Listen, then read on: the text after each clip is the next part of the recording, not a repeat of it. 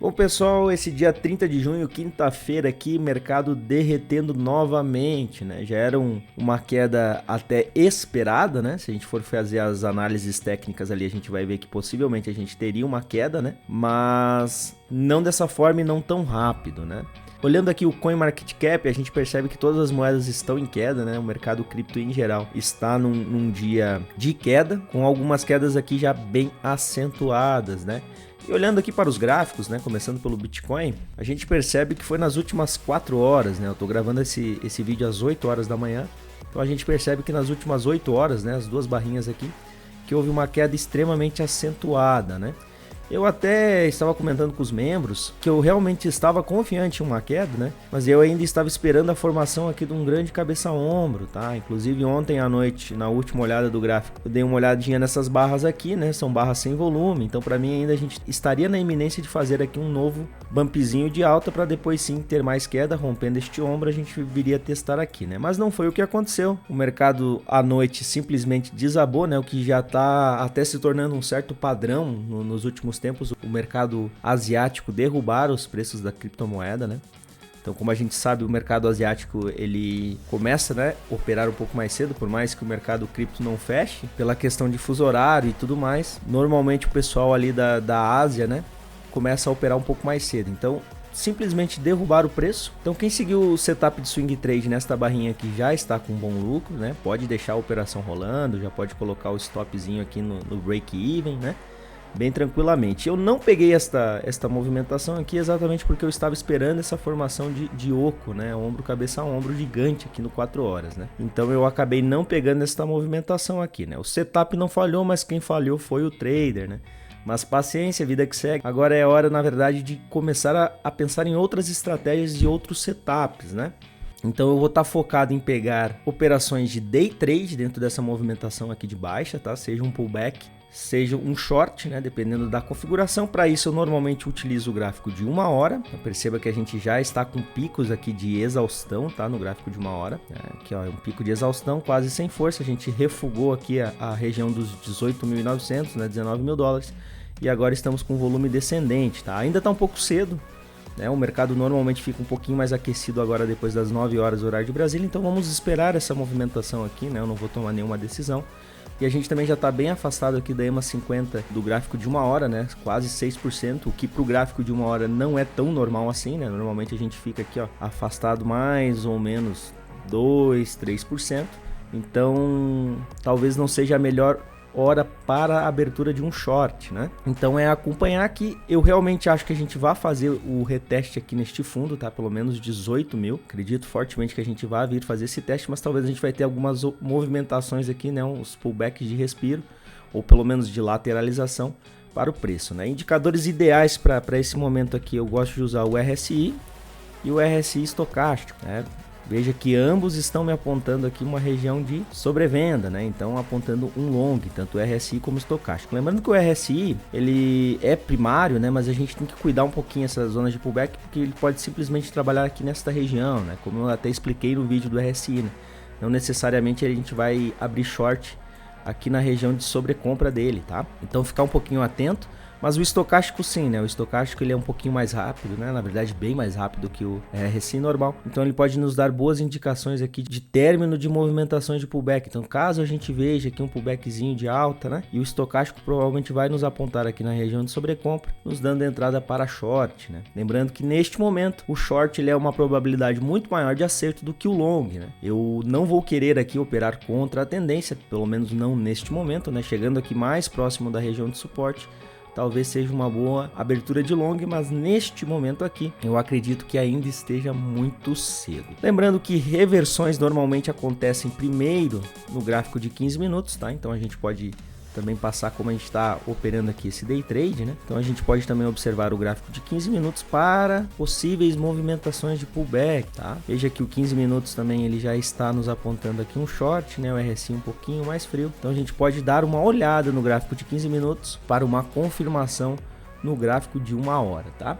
Então o dia de hoje provavelmente vai ser esse. Eu acredito que talvez a gente veja um pouquinho mais de queda no dia de hoje, tá? E que a gente busque esse reteste de fundo, pelo menos aqui na região dos 18 mil dólares. Talvez até o reteste nessa sombra aqui em 17.500, né? Um pouquinho mais para frente, né? A gente não tem um suporte formado aqui forte, né? A gente perdeu este suporte um pouco mais forte na região dos 20 mil. Então a gente não tem uma formação de suporte neste momento, né? Olhando para o gráfico diário aqui do Bitcoin, a gente também vê claramente aqui um padrão de baixa, né? Mesmo que suba, né? Qualquer coisa abaixo aqui de 22 mil dólares ainda seria um topo descendente no gráfico diário, nos apontando mais queda. Então, o cenário atual, né? Pela análise técnica, análise gráfica, inclusive a análise fundamentalista também não é favorável, tá? Então, a gente provavelmente vai haver um reteste aqui no Bitcoin, o que para o curto prazo não é uma boa notícia, mas para o longo prazo eu já fico um pouco mais otimista. A gente também pode ver aqui a formação talvez de um fundo duplo, né? No gráfico diário, então consolidando talvez um fundo majoritário do BTC nesta região, com possível lateralização para mais para frente a gente começar uma estrutura de alta, tá? Então não é porque o Bitcoin está caindo aqui no curto prazo que exatamente seja algo pessimista, né? Para o longo prazo. O problema é se a gente começar a perder esta região de suporte, porque dessa forma a gente realmente não vai ter zonas de suporte muito forte no curto prazo. Aí provavelmente sim a gente buscará regiões de 14 mil até 10 mil dólares no preço do Bitcoin, tá? O que seria algo bem catastrófico para o curto médio prazo, né? Para quem gosta de hold, eu particularmente não faço hold, né? Mas para quem gosta de hold, seria uma excelente oportunidade de acumulação de Bitcoin.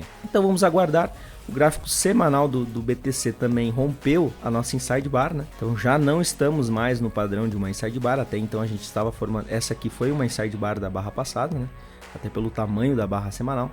Então esta barrinha aqui foi uma inside bar, a gente estava formando outra inside bar esta semana, mas a gente já rompeu a mínima, o que provavelmente também nos indica mais queda, né? Normalmente quando a gente rompe uma inside bar, a gente prevê grande volatilidade, trazendo mais queda. O volume ainda dessa semana ainda está baixo, né? Apesar de ser quinta-feira, mas eu acredito que a gente vai romper esse volume aqui da semana passada, nos mostrando também outro indicador de mais queda. Então o gráfico semanal também está nos indicando aqui um reteste, pelo menos neste fundo, tá? Então Bitcoin era isso, mas né, não é só de BTC que vive o mercado. Eu quero mostrar para vocês algumas assimetrias aqui de altcoins, né? Por exemplo, Matic, né? Matic aqui estava bem esticada, né? Semana passada. Eu até comentei numa live com os membros aqui que para mim não tinha fundamento da Matic estar tão esticada e realmente desde então ela só vem desabando, né? A nossa nuvem de Kumo aqui no setup de 4 horas também já está nos dando indicação de swing trade para talvez um possível teste agora no primeiro momento na região de 39 centavos, para depois sim buscar o fundo majoritário em 31 centavos. Então mesmo aqueles que perderam essa entrada aqui de swing trade em BTC, né, por exemplo, como foi o meu caso, eu não acredito que seja um momento aqui de entrar em swing, né, por mais que a gente tenha aqui 5% até 6% dependendo da movimentação do preço, eu não acho que seja válida uma entrada em swing trade nesse momento, né? Quem entrou aqui, beleza, uma boa entrada, mas agora eu já estou achando um pouquinho esticado. Acho melhor operar day trade, né? Operações um pouquinho mais curtas, talvez com uma alavancagem um pouquinho maior do que o swing, e ir buscando esses movimentos aqui, tá? Para não ficar de fora. Mas nas altcoins está um pouquinho diferente, tá? Então a gente pode ver aqui também um derretimento maior nas altcoins. Lembrando que neste momento aqui o ideal seria esperar um respiro, tá? A gente está com umas barras de volume bem grandes, estamos com um movimento já bem acentuado, né? Desde esta área aqui, talvez um respirinho aqui para uma entrada um pouquinho melhor, tá? Até mesmo para um setupzinho de swing trade. Então o Matic está esticado, pode ser que nos dê boas oportunidades. Medindo aqui da posição atual até o fundo majoritário a gente vê 25%. Então tem uma assimetria já muito melhor do que o Bitcoin. Outra que também está bem assimétrica é a Solana, que também veio nesse bump da semana passada aqui, que para mim estava um pouquinho sem sentido. E desde então também, né? Perdendo totalmente aqui as suas zonas de suporte, né? A abertura de swing trade ela já aconteceu, mas ainda assim, né? A gente está com uma assimetria até o fundo majoritário, que é mais ou menos nessa região aqui de 14, né? Talvez até 18%. Então, mesma situação, né? A gente pode talvez aguardar aqui um repiquezinho, né? Um alívio dessa movimentação toda de baixa para pegar mais baixa. A gente pode acompanhar este tipo de repique aqui no gráfico de 1 hora, inclusive com o auxílio aqui, né, do nosso RSI e do estocástico, né, que são indicadores bem legais aqui de momento. Então o RSI aqui e o estocástico já estão bem abaixo, né? Veja que numa continuação de queda, o estocástico normalmente ele trabalha acima da zona de 50 pontos. Em uma região um pouco mais esticada do movimento, né, o estocástico acaba entrando em sobrevenda, que é este caso. Então, neste exato momento da gravação do vídeo, talvez não seja a melhor hora para entrar em short, né? Mas com o alívio aqui do nosso estocástico, talvez seja um bom movimento tanto em Solana quanto em Matic, tá?